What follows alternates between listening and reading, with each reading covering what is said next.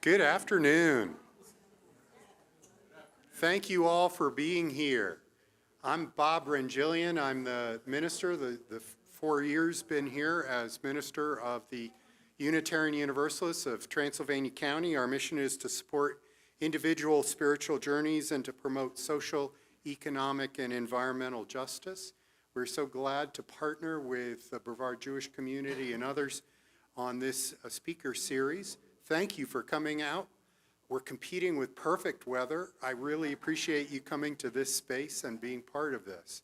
For those of you who are unfamiliar with our space, we have a T-coil system. If your hearing aid needs to be set to T-coil, you will be tied in perfectly with our sound system. If that's not what you have and I am not speaking well enough for you, you can get headphones outside either door and wear those, and that also ties into our sound system. We want to make sure this is fully accessible to you to hear. Thank you again for being with us.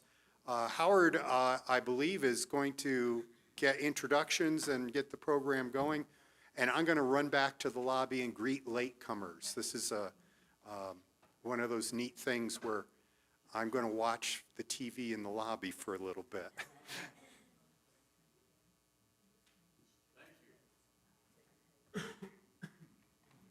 Yes, thanks so much to the Unitarian Universalists for allowing us to use this wonderful space. It's terrific.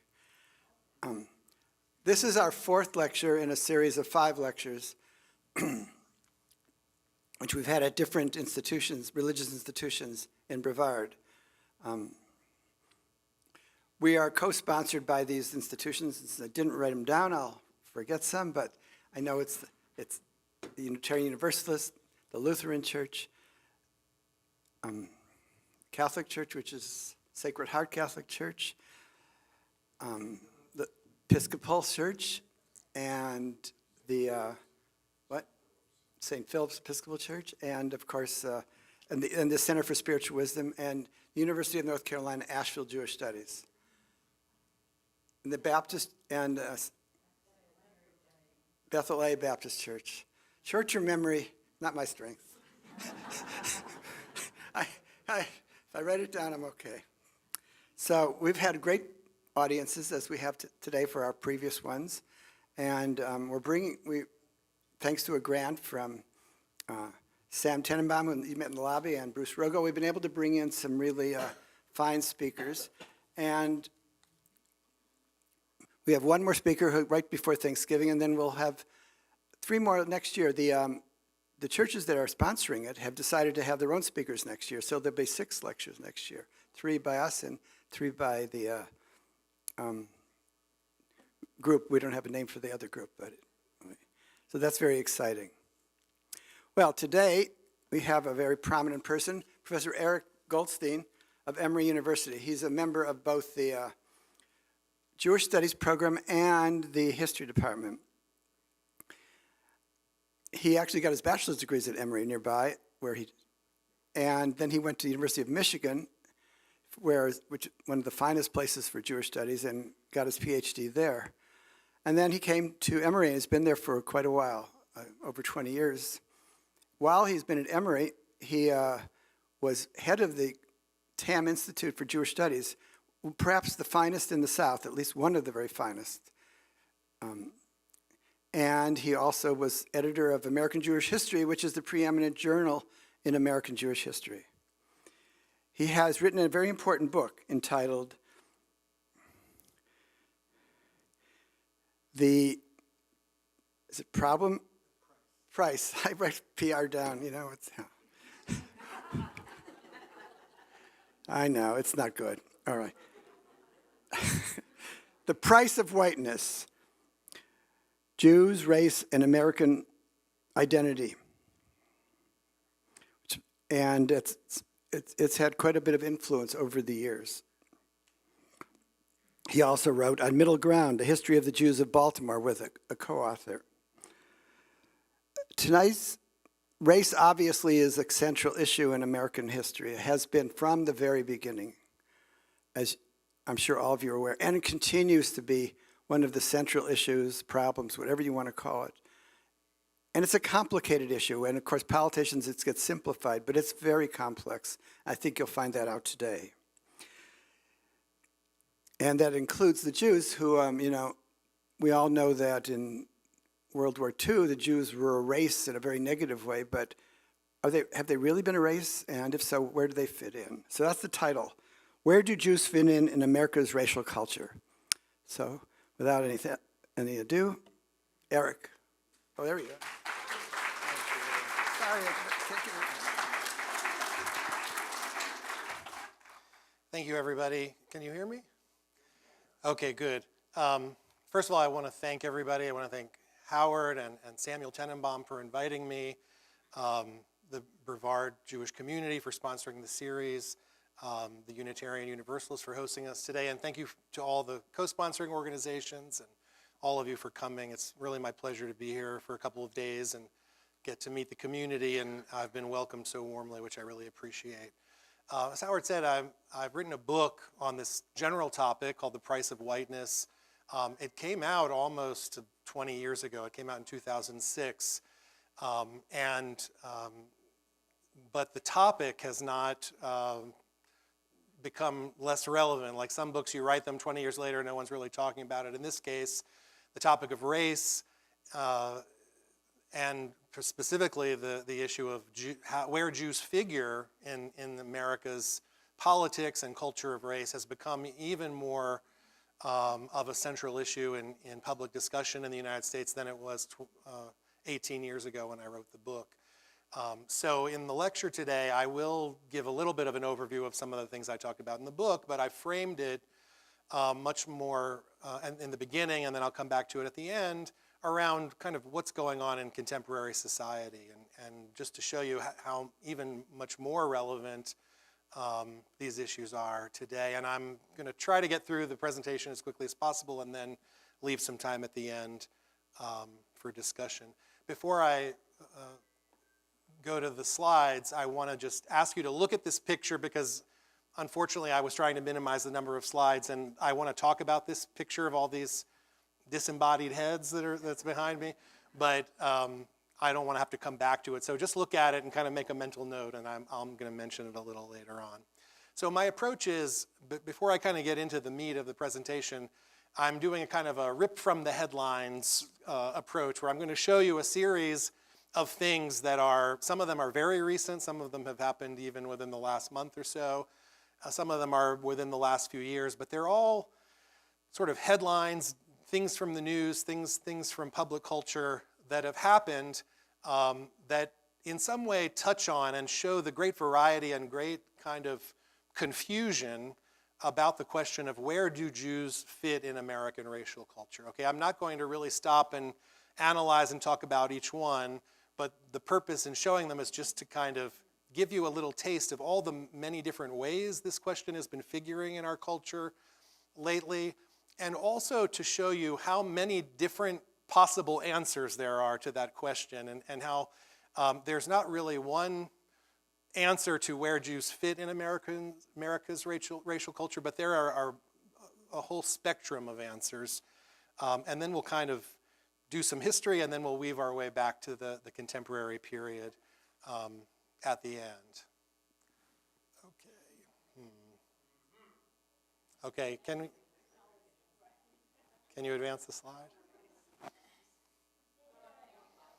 Okay, so some of you, this is from 2022. It's actually one of the older slides. Anybody anybody watch The View on ABC?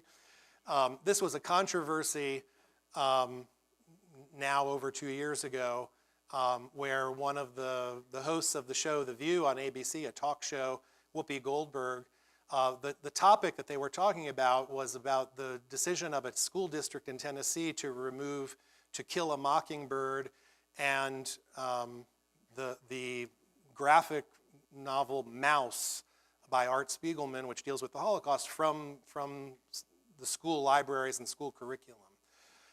But in the process of the discussion, Whoopi Goldberg was talking about the Holocaust, and she made the remark, which became somewhat controversial. She said, let's be truthful about it. The Holocaust isn't about race. My purpose in bringing this up is not to, I really don't want to get into the discussion of, I do not at all mean to criticize this remark, although it received a lot of critical attention.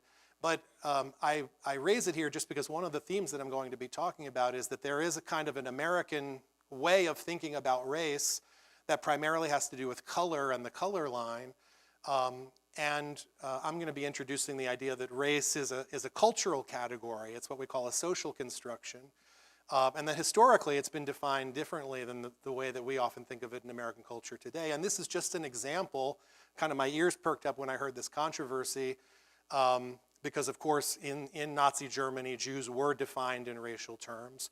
And to me, this incident is really interesting just because it points to the fact that we think of race in a certain way, and I'm going to talk a little bit about why that definition is particularly powerful in American history, but that it sort of bumps up against other definitions of race in history, and particularly as it regards Jewish history. Oh, okay, now it seems to be working okay. Another headline, just a different perspective. This is a very recent picture. Sorry, my eyes aren't that great. I could probably do better. From May 15th, 2024. This is a pro-Palestinian protest in Philadelphia, in the wake of the Israel-Hamas war. And I just want to call your attention to the sign which says, "Zionism is white settler colonialism." Okay? This is just another, again, my purpose here isn't to take issue or to get into a debate about the meaning of it or anything, but just to say this is one possible perspective in the American setting. And here, and it refers to Israel, but I would say this also has a lot of resonance in American culture, and this is being said within American culture. It's promoting the idea that Jews, and particularly Zionists, are part of, it's defining them as white and part of a kind of larger phenomenon of white racism and colonialism, okay? Just as a bullet point, okay? And we'll come back and talk about all this in more detail. Now, here's a very, very different perspective. This is actually just a little bit later. For those of you that are on X, formerly known as Twitter, and follow that, this is a post from June 11th, 2024, just a little while later after that protest. This is an activist, Ben Freeman. He's actually a Scottish-born Jew, but he's kind of got a global following. He's announcing that he's writing a book called "The Jews as an Indigenous People," or "The Jews as Indigenous People." Okay, this is a very different frame, right?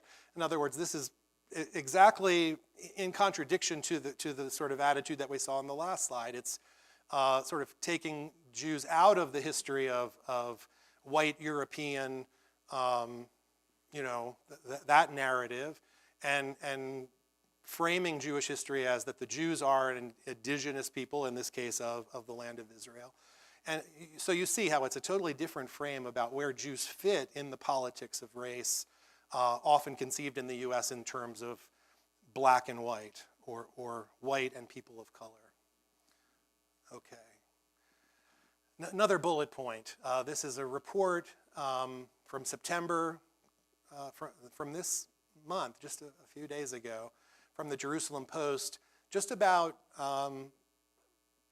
how anti-Semitism is figuring in crime statistics. And it points that in August, there was a higher number of anti-Semitic incidents, and it talks about how it was much higher than last year at this time, although it says that it was not as high as June and July. And then it makes the point that the statistics of the New York State Comptroller say that anti-Semitic incidents make up 44% of all hate crimes in the state, and 88% of those having to do with religious bias. So just another fact to put in this larger constellation of thinking about. So however one defines Jews, there is this statistical finding by the state of New York that there's a kind of record high number of anti-Jewish hate incidents, and that they made up recently 44% of all hate crimes in the state last year. But also interesting is that they also give the statistic 88% of those motivated by religious bias, which then also raises the question of what are Jews? Are they a religious group? Do we understand anti-Semitism in comparison to acts of hatred against different religious groups? Or is anti-Semitism more of a kind of racial animosity, and we would better understand anti-Jewish acts in comparison with and in the perspective of, say, hate crimes against other racial and ethnic groups? So I thought that was an interesting piece just because it raises all these interesting questions. Okay, here's another perspective. You recognize this guy? Probably not who you thought I was going to put up there when I talk about Jewish racial attitudes. But I raise it just to be sort of the devil's advocate, sort of meaning that there's often an assumption that historically Jews probably disproportionately have expressed liberal racial attitudes, right? We think of the disproportionate participation of Jews in the civil rights movement, for example, which certainly is a historical fact. But I also, and you'll see in my work, I emphasize that is one piece of the story, but that really throughout modern American history there have been Jews across the spectrum, and particularly in times where Jewish identity is contested, where the politics of race is contested so much as it is in the United States today, you have found Jews really across the spectrum in terms of attitudes about race. So I think it's just helpful to remember that there is a wide spectrum and that there are, significant voices among people who identify as Jewish that are even on the far right, as well as many on the far left. I would say maybe not as many, but just the fact that this is a possible, this is one point on a long spectrum. So I just raised that, and just the news story is that Stephen Miller, of course, who was the architect of the Muslim ban and the family separation policy in the first Trump administration, has now been reported that he's come up with a policy that they hope to enact if Trump is reelected, that the civil rights approach of the Department of Justice will be reformulated away from traditional concerns to focus more on anti-white racism. Okay, this is just another point among many okay, here's a story of maybe local interest that you've been following. Back, again, has to do with the protests around the Israel-Hamas war at the University of North Carolina. As you remember back, I think in May, there was a protest, and during the protest, several, not exclusively, but many members of a Jewish fraternity at UNC, AE Pi, went and held up the American flag that was being taken down to prevent it from touching the ground. And this attracted a lot of press attention and so on. And they were there to some extent as counter-protesters to the pro-Palestinian protest. But then it became kind of a viral event. And what interests me about this is how this event was kind of co-opted by others, particularly by this is a GoFundMe page. Is everyone aware of what that is? Someone's trying to raise money. It's called UN Frat Bros Defended Their Flag, Throw 'em a Rager. It was an attempt to raise money to throw a party in honor of these fraternity boys. But the publicity for it was very laced in MAGA rhetoric, in sort of, I would just say, right-wing kind of definitions of American nationalism. And this is taken from a New York Times article. The party was scheduled was on Labor Day. And what happened is many of the fraternity boys, they sort of rebuffed this honor. They didn't agree with the idea of having a party to celebrate this. They didn't like how their actions were being framed in this way. And you see, they express, for example, in the paper that they support the right of protesters to protest. They didn't think this was a good use of the funds that were being raised. And the part that interests me, just for our purposes, is this, especially this second quote by Brendan Rosenbaum. He says, "You have this huge party with all of these people honoring us for what we did for the flag, but not as much honoring us for the Jewish piece. That was the original reason that we were all there." So in other words, what's interesting to me is that in being in this protest and doing what they did, they were thinking of themselves and they were sort of defining their Jewish identity in one particular way, and that is very different from the way that they were perceived by the people who were trying to do the GoFundMe page and throw this party. And to me, that's an interesting, that sort of gets at the nub of what I'm talking about, how American categories of difference and especially racial difference are sometimes at odds with and aren't a neat fit with the way that Jews understand themselves and define what it means to be Jewish. So that story really stuck out to me as kind of defining some of the things that I wanted to talk about. And then finally, this is an interesting piece from February of this year. It's just a piece about a special Shabbat service called a Mosaic Shabbat given by Congregation Or.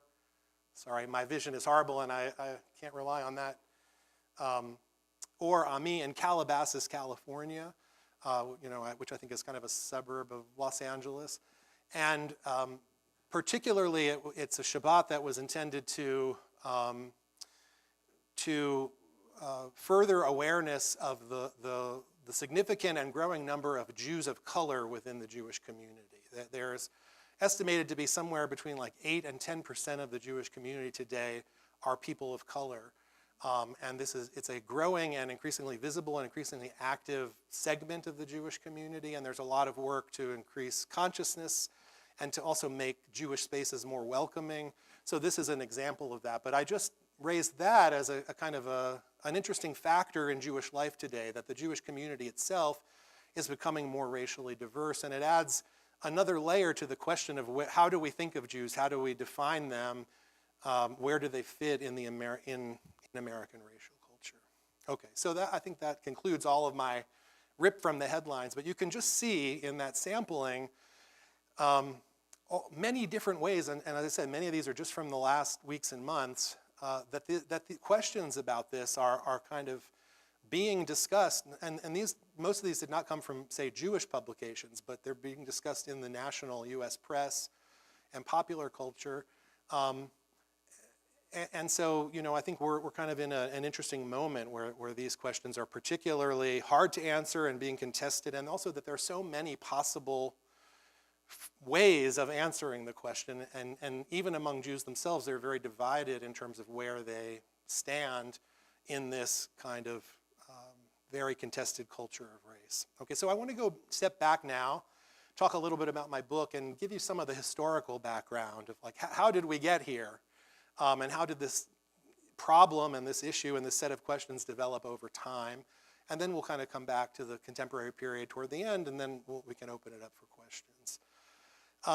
So again, my work on this started about 20 years ago when I was writing The Price of Whiteness. As Howard mentioned, I was a graduate student at the University of Michigan, and one of the reasons that I got interested in this topic is that I was there. I was interested in the history of Jews, but I was also part of a U.S. history program, and there wasn't enough of a cohort of people studying Jewish history to have our own introductory class. So I was in the introductory class with the American historians, and one of the things that struck me immediately is that race was undeniably the central thread, probably the most important issue that ran through many, if not most, of the books that we were reading. So thinking about like what are the key issues, the key questions, the key frameworks of understanding U.S. history, it was race. And it was race defined in kind of the classic way in the United States of thinking about race in terms of color, and especially the history of African Americans, the history of slavery, and to some extent the history of other groups like Native Americans.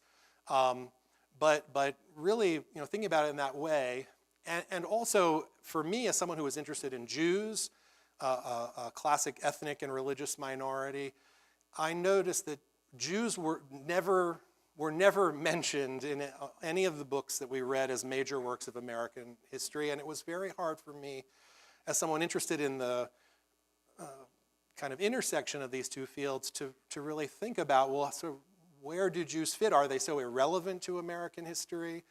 And even there were many cases even when I was aware, just because of the way I was reading these works, where many Jewish people were being discussed in these books, but they were not discussed as Jews. Their Jewishness, their Jewish origin, their Jewish perspectives, whatever, were just not deemed important to understanding them as historical characters. So this kind of set me on a path of grappling with this. Like, where do Jews fit in American culture? To some extent, does our focus on race and sort of blackness and whiteness as the two key categories of American life, does it sort of cast attention away from thinking about Jews? I sort of knew intuitively, just kind of knowing Jewish people, knowing a lot about Jewish history, that Jewish historical figures did not just think of themselves as white people. In other words, that in their lives, in their businesses, in their participation in American culture, in their interactions with the broader community, that their Jewish origin certainly played a role in a lot of the things they did. So why wasn't that in some ways, given the disproportionate impact that Jews have had on American culture, given the fact that they never made up more than 2% of the population, why wasn't that registering more?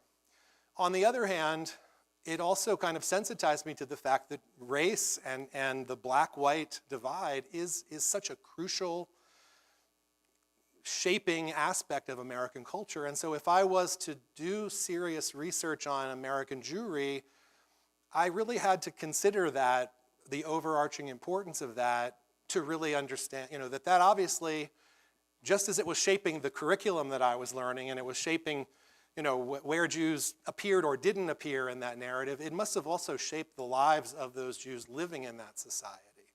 So I kind of, that really got me on this path of thinking about these issues. Also, at that time, there was a kind of blossoming literature about the social construction of race, and particularly the idea of whiteness as a social construction. And when I say social construction, what I mean is a way of thinking about race that I would say is dominant in the academy today, which does not take the idea of race for granted as a natural, self-evident category, but it understands it more as a historically contingent cultural category, meaning that maybe it didn't always exist. It's a way of thinking about how people are different that came about in certain historical and cultural contexts. And that also means that it could change over time. It could exist differently. And so, for example, in Europe, in the 18th and 19th century, race might have been understood differently and have employed a different set of categories and distinctions than race did in a colonial setting, or the way that race developed in America in the 18th, 19th, and 20th centuries. I sort of followed that literature. There was particularly a very influential book called The Wages of Whiteness by David Roediger. He paid particular attention to Irish immigrants, and he noticed how Irish immigrants in the United States in the 19th century were not always fully accorded the status of whites, that sometimes they were treated in ways similar to African Americans, that their membership in the white collective was sometimes questioned in certain ways, that sometimes in public culture they were compared with slaves or with African American laborers. And this, of course, was a model for me. It got me thinking about, well, like, what's the parallel story of Jews? So I got working on this. So also thinking about, I want to say a few words about race as a social construction. When I got into my research, I really was interested in this idea of the black-white dichotomy, this particular model of racial thinking that seemed to be really predominant in American history. And as I said, as someone who had also studied European Jewish history, I was aware that this, although it seems very universal to us, and it seems kind of, when people in the United States think about race, this is kind of one of the things, like the Whoopi Goldberg incident, to me it seems natural that she would think immediately that race is about color, because in US history that is kind of the prevailing model of the way we think about race. But I was aware, of course, that there were different models, different categories, that Jews had often been racialized in European culture. Certainly Nazi Germany is the outstanding example, but there were many other examples. And also that some of that thought existed in the United States. I started thinking more and more about the black-white divide as a kind of socially constructed category. and the role that it's played in shaping American thinking about race, and also what were the particular factors. If you think about race as socially constructed, you have to think about what were the particular events, what were the particular social, historical, cultural, economic factors that made that way of viewing the world, that the country was essentially divided into two major categories. What made that attractive? So in my book, I do a lot of thinking about how that idea took place. And just in a nutshell, because this is a topic that I could talk for hours on and write a whole book about. But of course, we know that part of it is because of the colonial origins of the North American colonies in the United States, that a notion of race that focused on the differences between black and white, it was bound up with the institution of slavery. It was bound up with the labor needs of early colonial settlers, and that African slaves were racialized as part of the way of justifying the institution of slavery. It's also, of course, bound up with the conquest of the territory of the U.S. and the way that white European settlers viewed Native Americans. But what I also found, especially because I was interested in the period when most Jewish immigrants came to the U.S., which was the 19th and early 20th centuries, that there were reasons, there were other aspects of American culture that propelled and developed the importance of this dichotomy and its kind of role as a central organizing principle in American society. I focused, for example, especially on the dramatic set of changes that the U.S. went through during that period, which was a period of great industrialization, urbanization, foreign immigration, which upset a lot of the standard social practices, cultural mores. In many ways, the familiar categories of American life were thrown into disarray. And it's no mistaking that because of that kind of cultural and social unrest, it was a time, those are often the times when especially the members of the dominant white culture kind of doubled down on the idea of racial hierarchy, on a very simplistic way of understanding the society as a way of trying to overcome the challenges that are attendant in a period of great social and cultural change when basic definitions of groups and so on are in question, right? So in a way, racial categories often become more stringent. For example, why Jim Crow emerges in the period after the Civil War, when there was a similar, growing complexity of, when African Americans were taking on new roles, and you can see it as a way of it's a way of trying to stabilize, simplify, beat back change and complexity into a more stable, more familiar kind of way of viewing the world. You both have reasons why this way of viewing the world emerged, but the scholar Barbara Jean Fields, a major scholar on slavery and racial identity in the United States, says racism isn't just self-propelling. It's not just like a germ that keeps getting passed on from one person to another, that in each generation, in each period, there must be social and cultural and historical reasons why it keeps being attractive, why it keeps getting reproduced, often in new and amplified ways. And so that was one of the things I thought about a lot. Okay, so the framework of my book is to think about what did it mean for Jews, Jewish immigration to the United States. There have been Jews in what is now the United States since the 1600s. But the largest number of Jewish immigrants came from the middle of the 19th century, mostly Jews of German and Central European origin. And then a much larger group of immigrants came after 1880 from Eastern Europe. I'd say the first wave was relatively modest. Overall, there were only about 150,000 Jews in the US by 1880. But then probably about 2.5 million Jews immigrated from Eastern Europe between 1880 and 1920. So the American Jewish population grows significantly during these years. And also it is timed with that immigration was part of the larger changes that I was describing. This was a time of great social, cultural, economic change for the U.S. It was a time when the U.S. was emerging as a major industrial center of the world. It was a destination for immigrants from all over the world. There was a great process of urbanization, and with that, all kinds of attendant social and cultural challenges and transformations. And so this was a time in American history when there was this, on the part of white opinion makers and leaders of the dominant white culture, there was a desire for ways of thinking that would sort of take control of society, that would sort of express a sense of optimism in a way that they could meet the challenges of this particularly thorny period in U.S. history. And one of the classic works of this period is called The Search for Order. The progressive era in general, the kind of the theme of that era is there were all sorts of attempts to control and to manage all of these difficult challenges. And there was actually a great optimism that could be done. But something we don't always appreciate is that the sort of doubling down on racial hierarchy and the increasingly rigid insistence on racial categories and their precision was part of this so-called progressive search for order.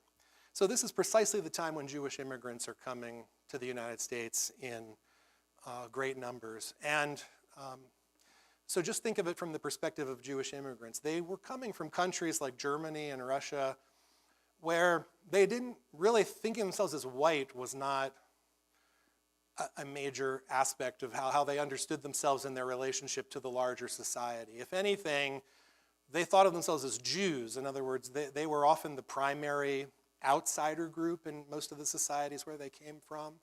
And the divisions, the key divisions in society were different than they were in the United States. So they had a very strong consciousness of themselves as Jews. And also because they were living in places where they were divided, separated from the majority culture, not only by their religion, but by laws, by the place of residence, by the languages they spoke, almost in every way. They didn't just think of themselves as a religious community, as we may think of them today, but they thought of themselves, Jewishness was a multifaceted identity that really reflected all sorts of difference, way beyond just religious beliefs.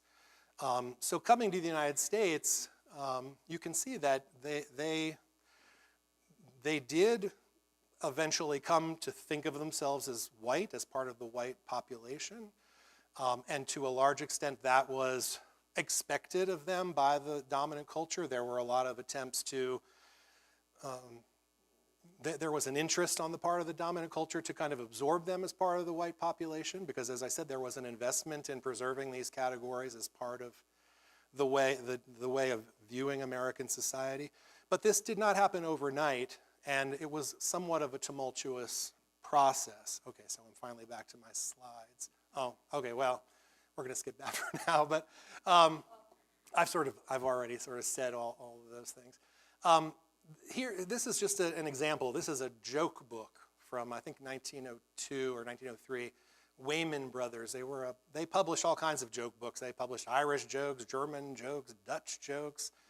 But you can see just like a representation of a caricature of a Jewish figure from this period.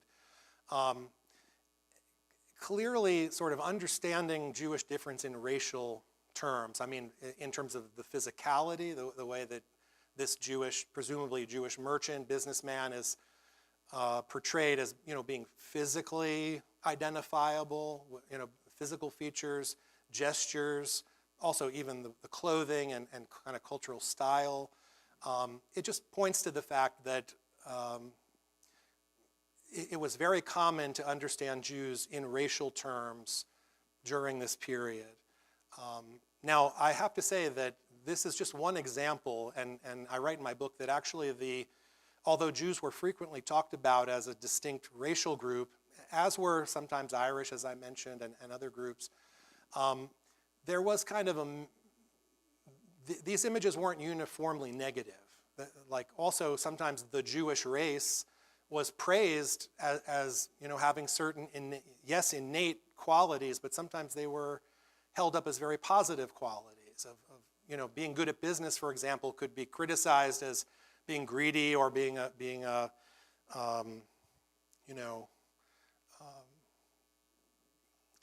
could have a negative valence, but Jews were also often praised in the press as being entrepreneurs and being a benefit to the community because of their particular talents at commerce and so on. And so Jews were often defined in racial terms, but it didn't necessarily always have a negative valence. And I think probably on the whole, it had a positive valence very often.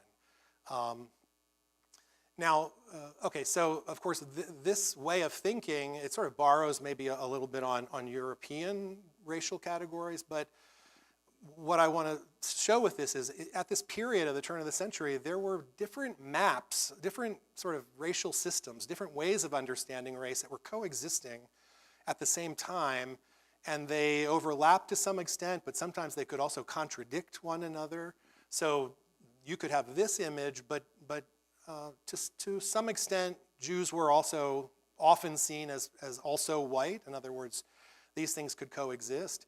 Sometimes one way of looking at it is that Jews were often seen as maybe like what's been called probationary whites, meaning that they did have some unique characteristics that separated them from the bulk of the white population, but that with time and training and intermarriage, they would kind of melt into an American melting pot. And so the kind of consolidation of a stable white population in the United States was something that would emerge over time. And one of the aspects of American racial thinking was that white Americans had a kind of a particular power of assimilation, that particularly the Anglo-Saxon roots of the American white population. One of the strengths, this is kind of, as I said, kind of a racial ideology, was their ability to assimilate all of these immigrants and kind of absorb them into the larger culture. So, what I'm trying to get at is there were different ways of understanding race during this period. They were somewhat in tension with each other. To some extent, the diversity of American society at this time it wasn't very easy just to look at this great number of different groups and just say everyone is either black or white. But there were ways to try to preserve that dichotomy while also making sense of an undeniable diversity even within the white population. Right? And so this was kind of a negotiation that went on for several decades of like, how do people talk about some of these groups that seem different in significant ways, and yet there was a desire on the part of the larger population, especially the white, as I said, opinion makers, to kind of preserve this black-white framework ultimately as a framework for understanding American identity. This is Leo, sorry, I should have given you a trigger warning here, but this is a picture of Leo Frank, who was a Jewish factory manager who was lynched in Atlanta in 1915. And it's an example of a community in Atlanta, for example, where generally the Jewish population was generally fairly well accepted, not in every way, not maybe always socially accepted, but their status as whites in a segregated society was generally accepted. But here's a moment where in a city struggling under some of the pressures I mentioned of industrialization, of urbanization, fastens on a Jew as a kind of symbol of the problems plaguing their society, and focuses, somewhat momentarily, that traditional way of dividing society into black and white failed them in a way in that moment. They were unable to explain the challenges and the problems of their society through that traditional mechanism. And anti-Semitism comes forth as a kind of way of maybe explaining to them, what's going on here, that they blame Jews for these larger social problems of urbanization. The trial of Frank had to do with the murder of a young girl in a factory who was a wage worker. And it was kind of a lashing out against the forces of capitalism, of industrialization, of urbanization. So it's sort of the Frank case in a way can be seen as a kind of a momentary abandonment, if you will, or the insufficiency of this traditional racist view of America as being divided between black and white, and a Jew momentarily becomes the focus, the racial focus, the kind of racial villain blamed for the social problems of the society. But even the fact that he was lynched in a fashion that was almost always in the South reserved for African Americans shows that even in that moment there was an attempt to kind of try to, at least at that moment, also understand Jews as maybe being similar to blacks, or to sort of preserve that traditional larger framework of black and white in American society.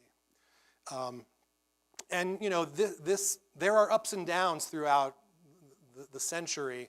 As I said, there are periods of greater tension, less tension, when to some extent sometimes that traditional dichotomy suffices to some extent the needs of the dominant culture.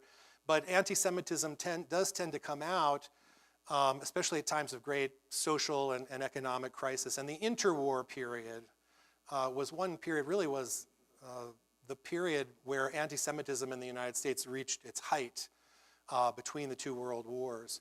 And this is just one small example, but it's a poster that was posted around New York University in the 1920s.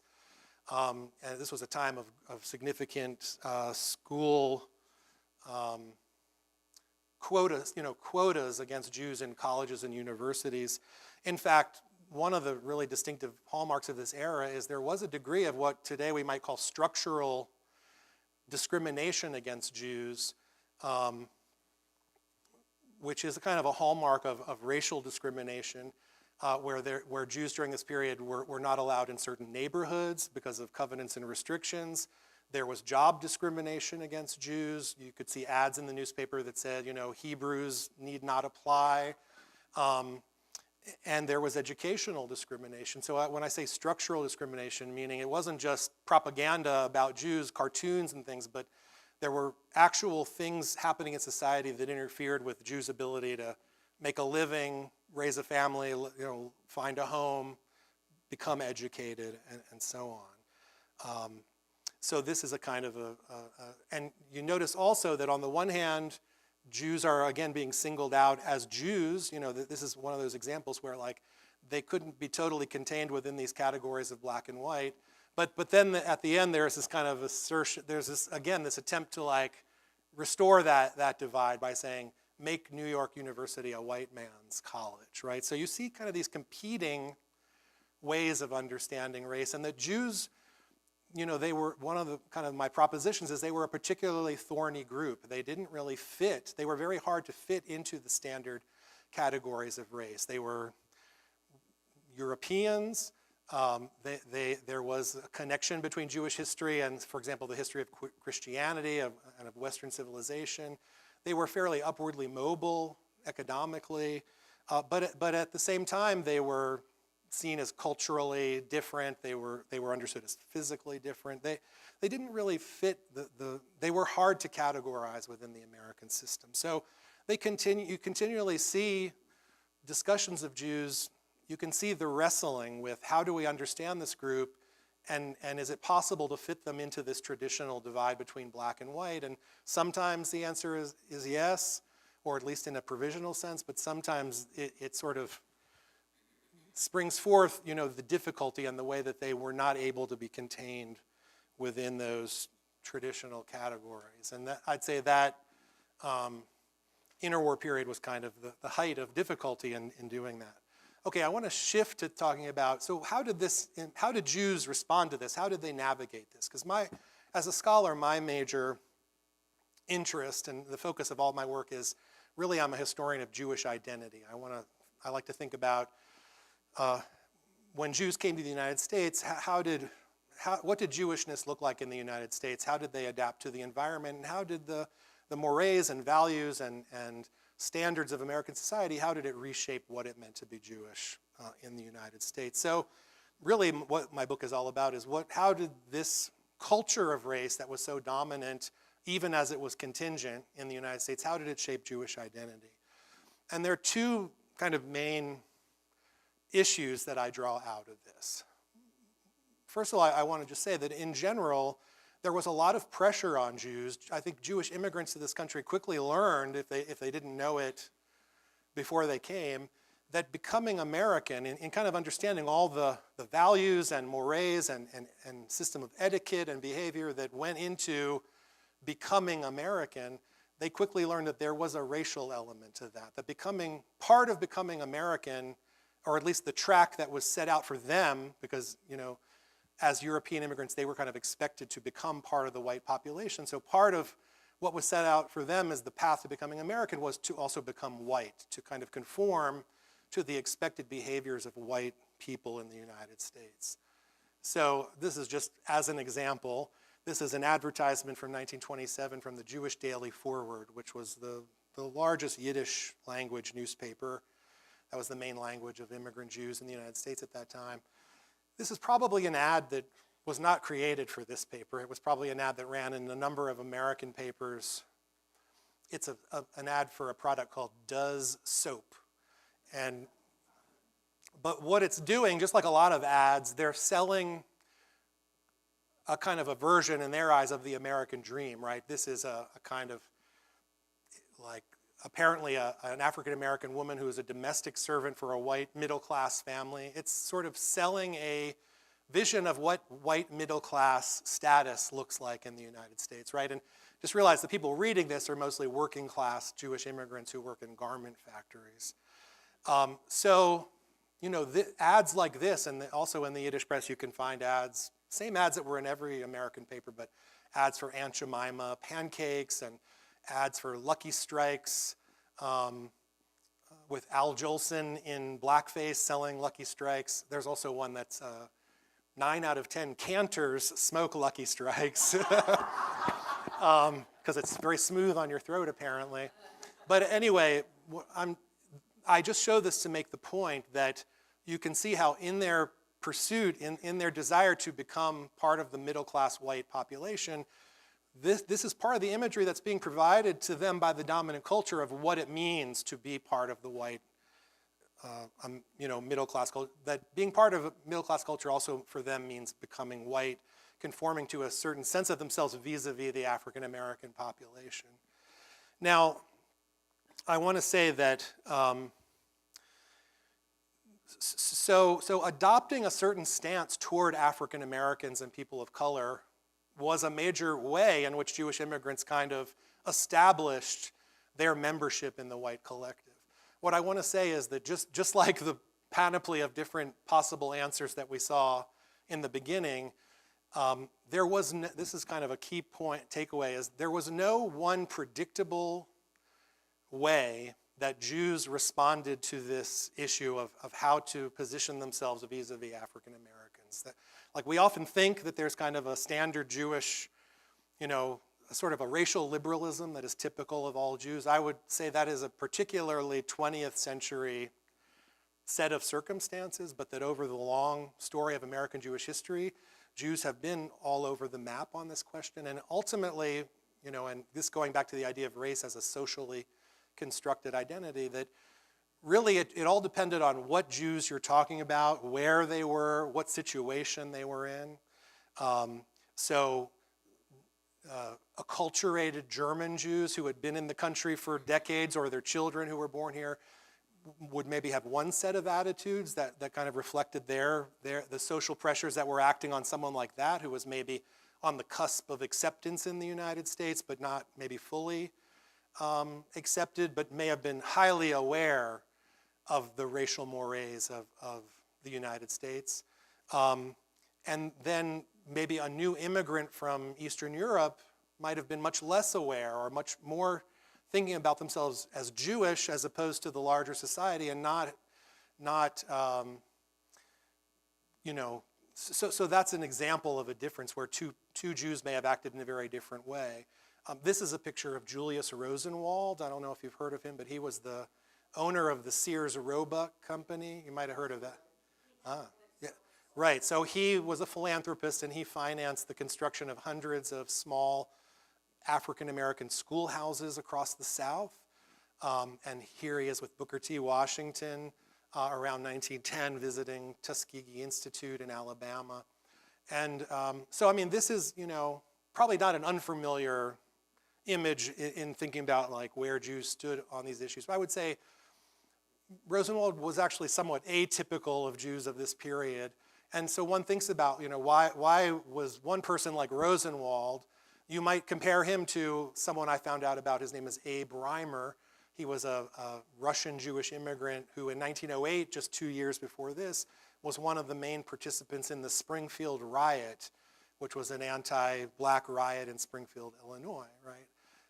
And so how do you get people on the different ends of the spectrum? As I said, it just has to do with where they're living, what the particular pressures are, where they are in the process of acculturation.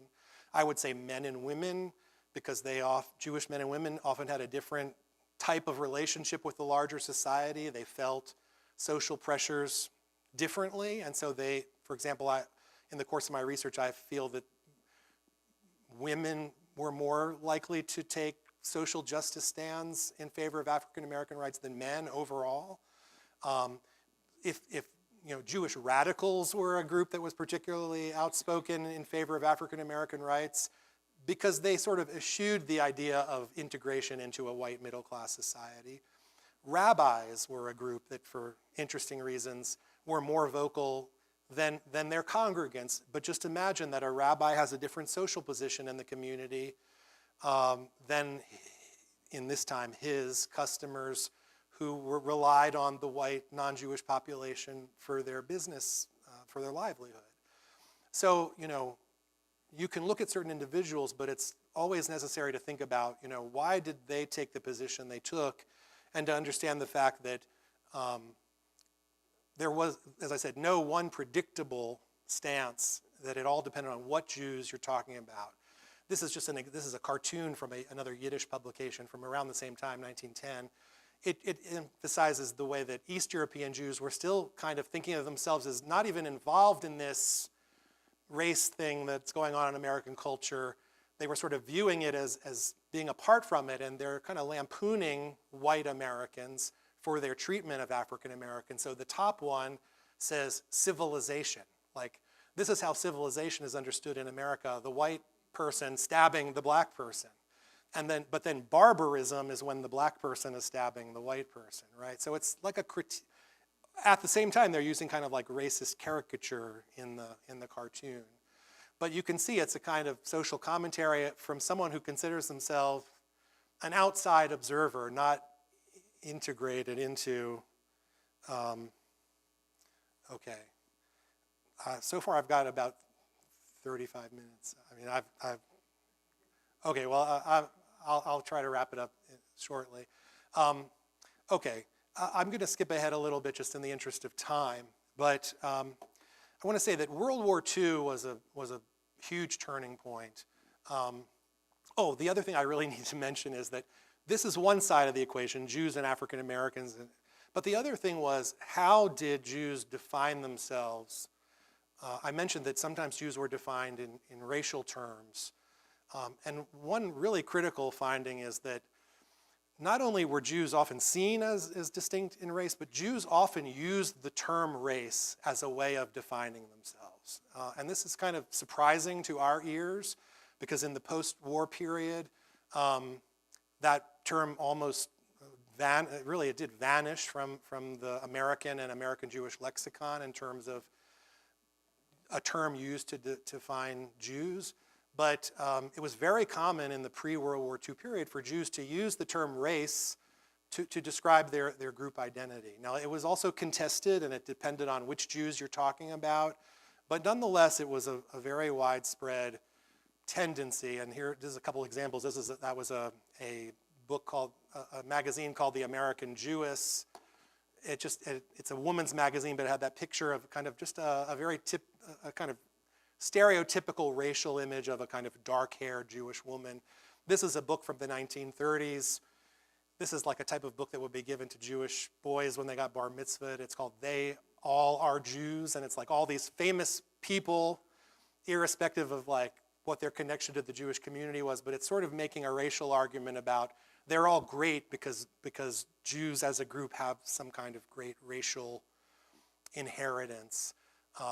So it just, it gives you a little glimpse of like this racial thinking. But World War II, and as I said, this was contested too. Like sometimes in times of great pressure, there were those in the Jewish community that said, no, we have to be more careful about how we identify ourselves. We should only say that we're only a religious denomination. And there was a lot of controversy within the Jewish community about how to define the very definition of what it meant to be Jewish. So these two contested issues of like how to act vis-a-vis people of color and how to define Jewishness were two problems that the Jewish community constantly struggled with, that were created by this overarching sort of way of understanding race in America as divided between black and white. I think it's best to maybe shift very quickly to the discussion. I just want to end with a couple of more contemporary pictures saying that even though after 1945, this situation changed significantly, because what happens after 1945 is American Jews enter a period of very significant social integration into American culture. Before World War II, Jews often lived in separate neighborhoods. As I told you, in many ways, they were kept out of some of the key institutions of American life. And for various reasons, primarily because American life changed a lot as a result of World War II, and a lot of the social problems that made anti-Semitism attractive and made a lot of Americans want to use Jews as a foil for understanding social problems and anxieties. A lot of them vanished as a result of the war. And the barriers to Jewish social integration fell largely after the war. So Jews largely started living in neighborhoods integrated with non-Jews. Quotas against Jews in universities over the next decades, disappeared, except in a very, very few cases. Employment discrimination. Jews experienced a high level of not only social integration, but upward mobility. And in that period, they become a much more secure, much more stable part of white America. Their racial status is not questioned in the way as much as it. I do hesitate. I don't really like the description that they became white, because I feel like in any kind of, if you're thinking of these as socially constructed category, there was still always a negotiation between these categories. And also, because of what's happening today with anti-Semitism, for example, you see that it's not linear. Like, it's not just that this problem was solved, but that if conditions change in the future, these two categories can enter a very different relationship with one another once again. But just to say that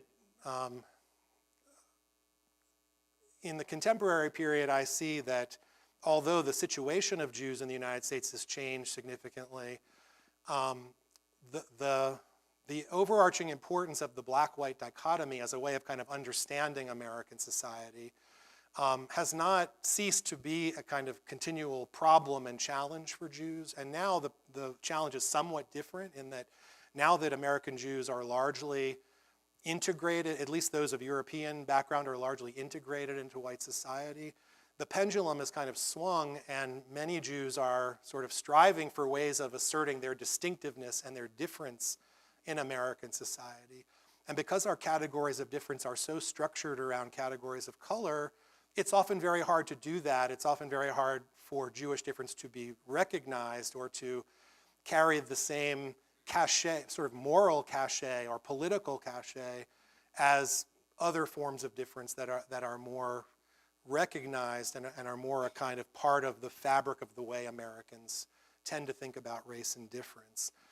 So today, and I think because there's a lot of racial polarization in the United States today, and we can talk about examples in a minute, but just to say that Jews are no less scattered across the map around both issues of racial politics as it relates to people of color and where they stand on that, and also on issues of self-definition and how to define kind of where Jewishness fits in the larger constellation of categories of race and difference than they were in the early 20th century. It's just that the framework has shifted to a different set of questions.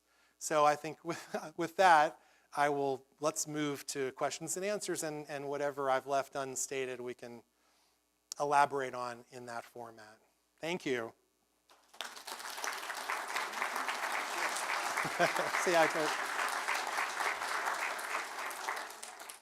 So we have perhaps a lot of questions. Howard, microphone. Here, there's a microphone right there, and you can take it to the people who want to ask questions.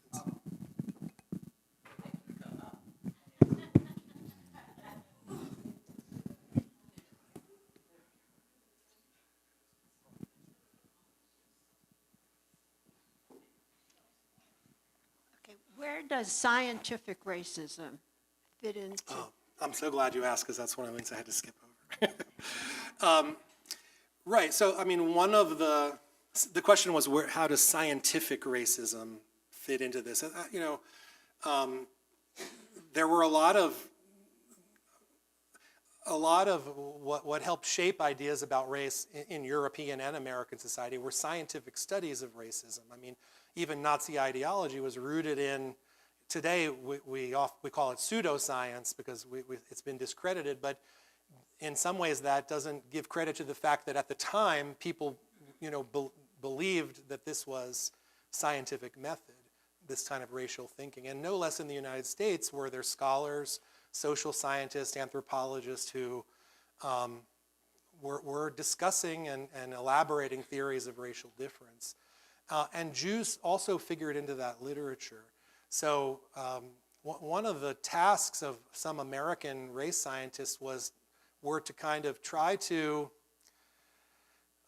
synthesize the maybe older European way of understanding race and the American way of understanding race according to color. So for example, in 1900, there was a book called The Races of Europe by a scholar named William Ripley. As far as I know, not related to the Believe It or Not franchise. And he comes up with this idea that Europe was composed of different races that occupy different strands, geographical strands of the European continent. And so he overlays an idea of like Aryans, and Nordic people in the north, and that as you go south, what differentiates the different populations is that you become closer and closer to Africa, and the complexions of those groups become darker and darker. And it's kind of a way that he was trying to synthesize a more European kind of set of racial categories with an American system of color. And there's some fear among American Jewish leaders that Jews will be categorized as non-white in this kind of scientific thinking. And there was a whole stir around 1903 about the question of, are Jews Semites, right? This is a traditional way of thinking about Jews. In Europe, it stems from the study of language, and that there were Semitic languages and Aryan languages, but sort of morphs into racial categories. And there's an idea that the Semitic race originates in Africa, and there's this fear that if Jews are labeled as Semites in scientific literature, that they'll sort of be defined as black within American society. And so one scientist, Maurice Fishberg, a graduate of New York University, is a Jewish racial scientist who sets out to kind of prove that the Jews are not a race, which again, it was actually controversial among Jews because many Jews did use the word race to define Jewishness. And he did studies where he compared Jews around the world to the populations in which they lived. And for example, he ended up looking at North African Jews and saying that racially they were similar to other North Africans, and that East European Jews were racially similar to other Europeans. And so his conclusion was that the Jews were not a separate physical kind of entity, they were not a distinct race, but that they were just racially related to the population among whom they lived. It was sort of a scientific basis for the idea that Jews were white. So that was just an example of how a Jewish doctor tried to intervene in this scientific process that they feared would ostracize Jews and kind of offer a different interpretation.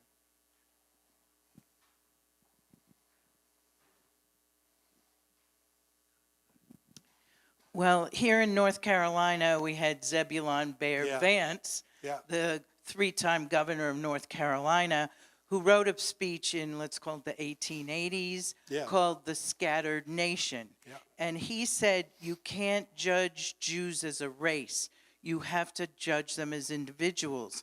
However, if you read this speech, he divides the Jews into 5 categories, and the black ones are no good, and he gets back. Turns out the assimilated German Jews are the best. Now, here's my question. For till the 1990s, Jews thought this was a great speech in, someone speaking up for the Jews in a time of anti-Semitism. But you would be horrified if you read this speech today. He's comparing skull sizes to black people and all this. Why did people like Nathan Strauss and all these, the B'nai B'rith had a ceremony with the United Daughters of the Confederacy every year.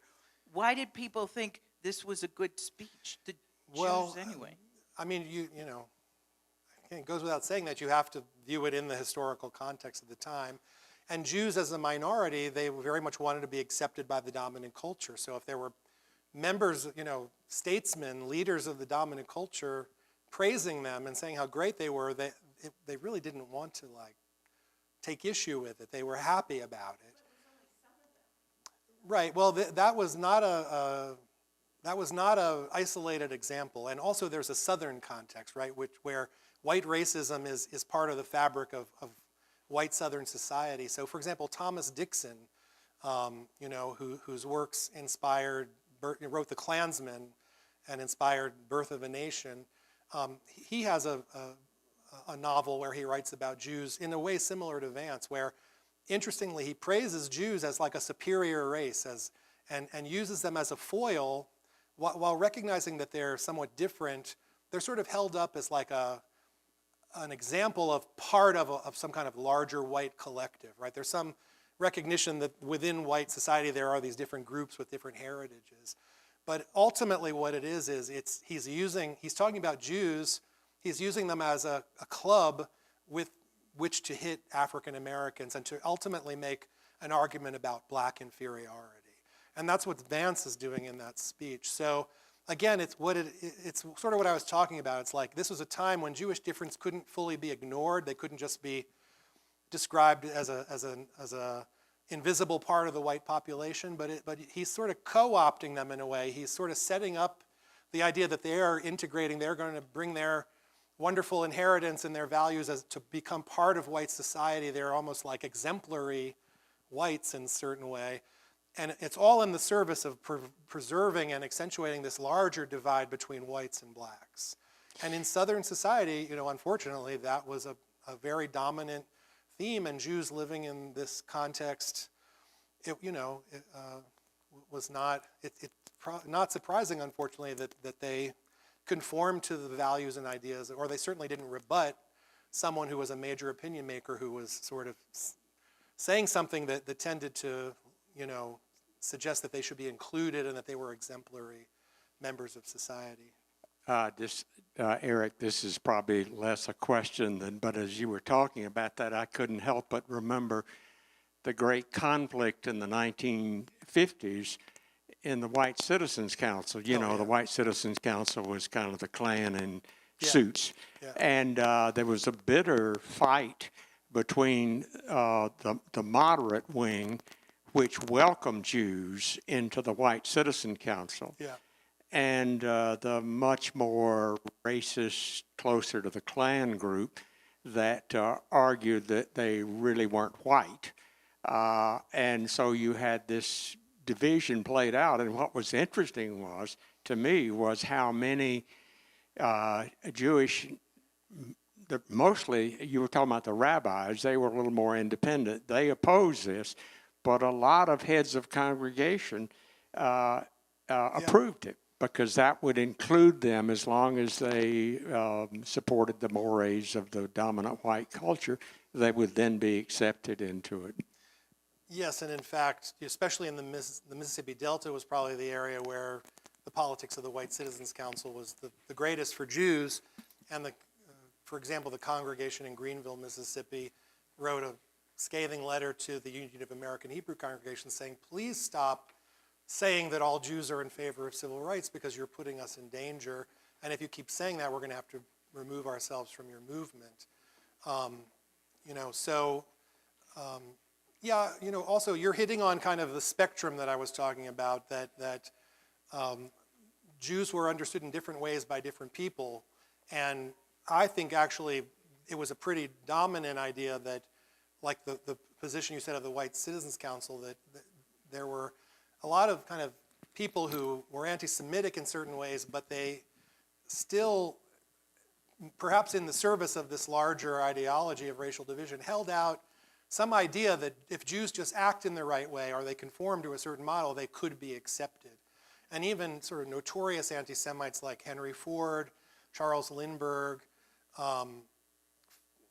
Charles Coughlin, the radio priest, in their rhetoric, they all, even though they were doing everything they could to keep Jews from integrating into American culture, they always made protestations that there was a possibility for Jews to enter. I think this is why American anti-Semitism was still different than, say, Nazi racism. It never reached the same level of defining the Jew as a 100% total other. It was always this kind of struggling with Jewish difference, but ultimately trying in some way to sort of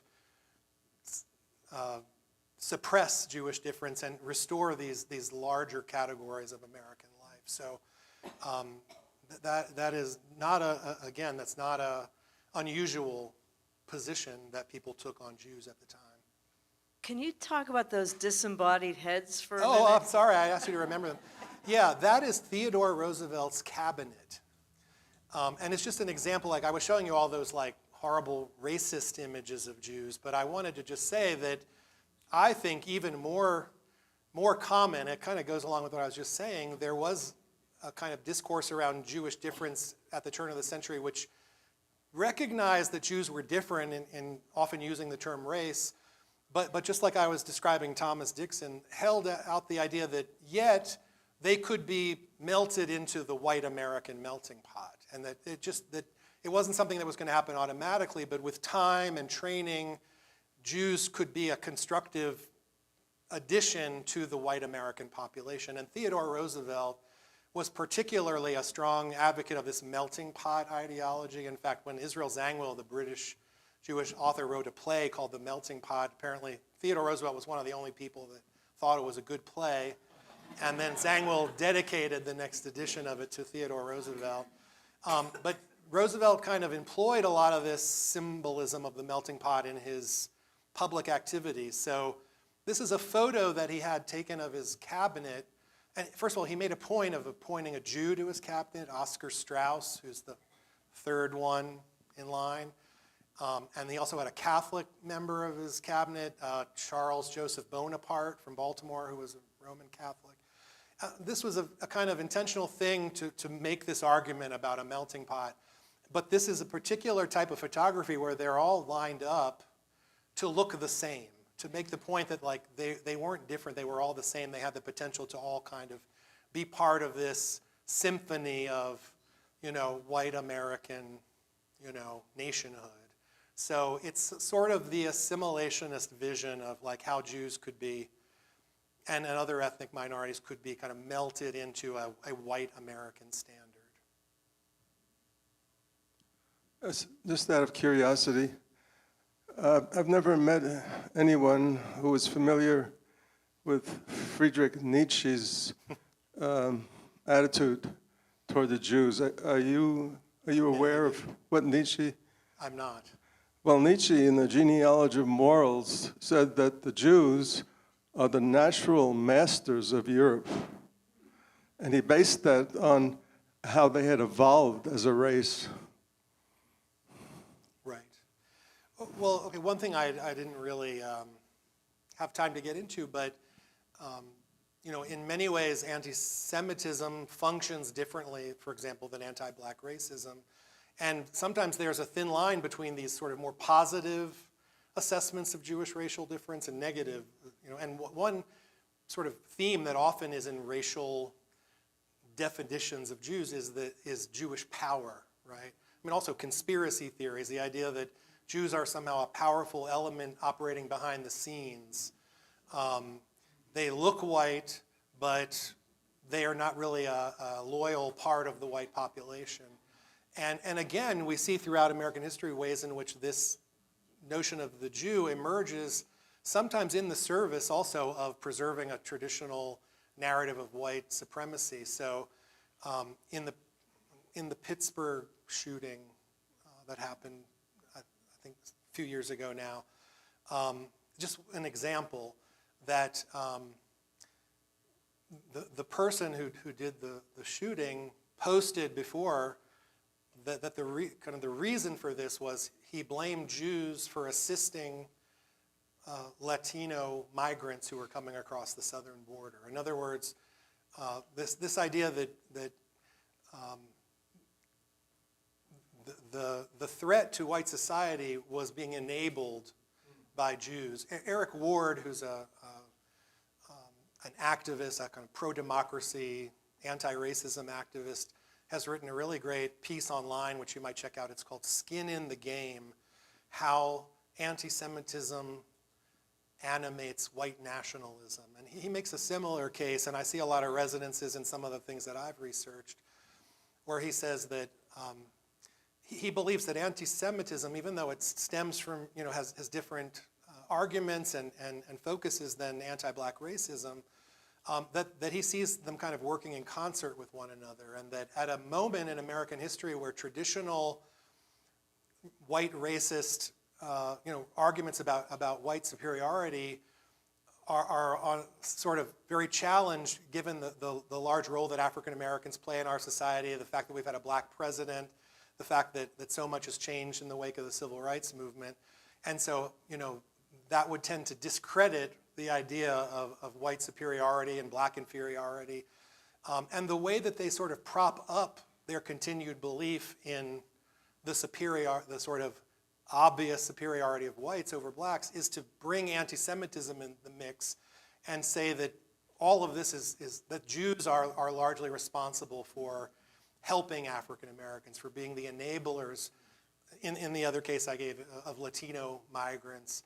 So you see, it's a moment of like frailty in some ways for white supremacists. They feel in a changing society, they feel threatened, and the traditional reliance on a clear black-white dichotomy may not suffice to kind of prop up their worldview.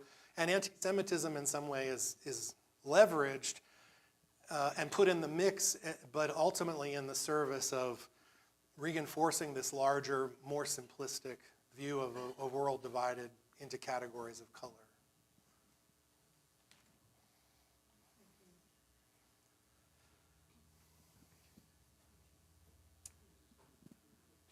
I may misquote the title, but Eric Larson wrote in the Garden of the Beasts, I believe, Right. and it talks about that inter-World War time when politicians were very, very anti-Semitic. Yes. And that was why the movement of America getting involved in World War II was largely because of this anti-Semitic things that were being said at that point in time. Well, I think it's actually the opposite, which is that America was not getting involved in World War II. They ultimately got involved in World War II because of Pearl Harbor. But there was a great fear. America in the interwar period was in an isolationist period. After World War I, many people were wary of foreign entanglements. The United States cut off European immigration in large part after 1924. It was a period of isolationism and xenophobia. And yet, as the war in Europe was mounting in the late 1930s, there was sort of a sense that America would be drawn into another world conflict. And that was actually a setting for the emergence of anti-Semitic attitudes, blaming Jews for being the ones who were pushing America. And that's Charles Lindbergh is really one of the most sort of towering figures in that, the America First Committee, familiar phrase. And he was blaming, Jewish media interests, Jewish Jews kind of a conspiratorial kind of interpretation that Jews were operating behind the scenes to draw America into the war, not for the interests of the U.S., but for their own selfish interests, because they wanted one of the reasons was because he thought they wanted a homeland in Palestine. So they would get in on the side of the British, and it would result in them getting a homeland in Palestine. Also to fight the Nazis, because Jews had an obvious reason to want to fight the Nazis. But so Jews, a lot of one of the big things that inflamed anti-Semitism even more, I mean, there were other reasons already, in the late 30s and early 40s, was a blaming of Jews for pushing America toward the war. And actually it didn't abate during the war. Anti-Semitism continued to rise during the war. And I think really only in 1945 do you see a precipitous decline in anti-Semitism. Not really because of the role Jews played, the disproportionate actually role Jews played in serving in the American military during the war, but just because of the basic change in American social, economic, cultural life that alleviated many of the anxieties and feelings that were typical of the interwar period that had bolstered anti-Semitism, and there was no longer as much of a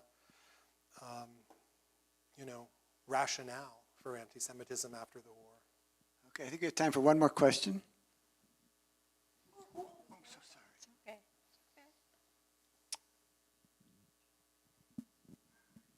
I wanted to mention that we have a neighborhood here in Brevard called Rosenwald, Oh, yeah.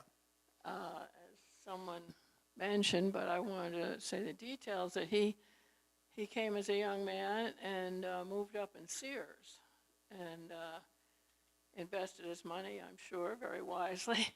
And so when he had a fund, he wanted to contribute and pay back, and establish that for many places around the states that could establish a school and a center. And we have a center here in the African American neighborhood, and the after school center is many people probably in this congregation or this gathering here have volunteered there as mentors for That's great. the students there. Well, So fortunately, many Rosenwald schools across the South have recently been preserved, and some of them are being turned into museums and ways of remembering that. The one thing I wanted to say about Julius Rosenwald, I'm not sure I fully explained it, but the way I understand, why he ended up on the side of being a great advocate for black education and support of black causes is he was sufficiently wealthy and integrated and socially prominent that he, unlike someone who was maybe more middle class or trying to become middle class, he wasn't as worried about his social position. To the extent that there was something in the Jewish past that echoed the African American experience, and some people, like today it's a more common association, that wasn't available to people necessarily who were fighting to be accepted in white America. They wouldn't have gone to that, thinking of it in that way. But for someone like him, who was sort of not as worried about social acceptance, he was sort of like wealthy enough that he was less concerned, and he was sort of more free, I think, to take a position that was not as in line with white elites. And so that one of the categories of Jews during that period who tended to support black causes were super wealthy philanthropists like that, rabbis I mentioned, several other categories. But, that his stance, I wouldn't say at that time was typical even of the acculturated German Jewish population in the U.S. Well, thank you so much for a wonderful Thank evening. We have some refreshments provided by the Unitarian Universalists, which I hope you'll enjoy outside on your way out before you leave, and perhaps mix a little bit with each other. And again, thanks for a My pleasure. very Thank you. eye-opening talk. Thanks. I understand.